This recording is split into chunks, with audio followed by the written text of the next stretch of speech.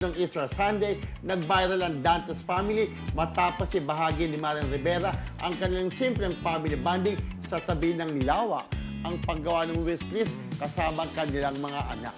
Pero ang kinagulat ng marami, walang toys, gadgets o tips sa wishlist ng mga bata. Ang mga hiling, mas maraming oras na magkasama, pagmamahalan at pagtulong sa iba. Kaya ang tanong ng netizens, paano pinalaki ang mga batang ganyan kapuro ang puso?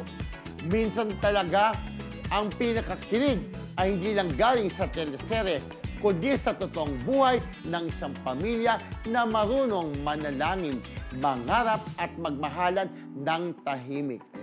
Oo, hindi sila materialistic, yung mga bata. So maganda ang pagpapalaking ginagawa ni na Marian at Dingdong sa kanilang mga anak. Correct. Pero kasi nasa kanila na naman lahat nasa ng sa mga kanila hiling yan. na bagay. Kasi alam naman natin, di ba si Dingdong, artista sila, at si Mm. Marian.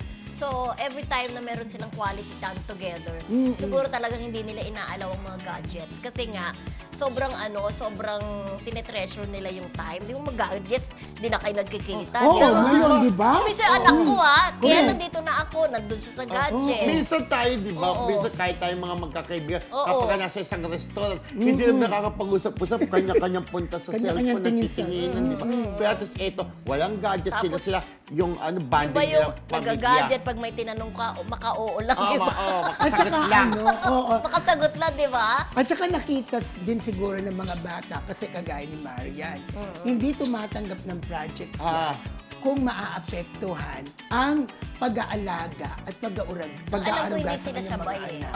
No? parang Hindi ganun. sila sabay, nag-uusap sila. Kasi dati rin, di ba, Oo. during pandemic, ayaw din ni Marian tumanggap ng lock-in taping, di ba? Yung Kasi yaya, malayo sa mga kanya anak yun eh, di ba? Lalo Yung na my first yaya. pinapalaki pa Oo. nilang kanilang mga Correct. baby. Hindi siya no? hands-on siya Oo. dati Mm. kay At saka Sexto. madaling umandar ang panahon habang bata pa Oo. yung mga bata. Talagang yung quality time. Talaga kasi hindi mo na mababalikan yung pagkabata, di ba? True, lalo. Hindi katulad nung kabataan natin, talaga andyan yung mga patintero, Chinese garter. Maganda Ibang iba pa- na kasi ang panahon Oo, ngayon. Luksong tinik. Dati- Tumbang preso. Oo. Ang social media natin nasa labas. Oo. Ah. Oo, correct. Correct, yan. Ngayon, iba na Pero talaga. di ba si Marian mismo, hinatid yung mga anak niya sa school. Siya Yes. nakikipag-meet Siya pag may mga nagpe-prepare ng mga PTA. gamit. Correct. At least hindi niya napapabaya yung mga anak niya kahit na busy siya sa pag-gamit. Hindi katulad ng isang actress na kakilala ko. Ay, workaholic, napapabaya yung mga Yung mga anak. batang anak niya, Diyos Oo, ko, napapabayaan sa inaasa kalye. na lang niya sa Sa yaya. bayan. Akala ko Ay, yan na. papabayaan sa kalye. Hindi. Okay. Artista, Okay. ipabaya.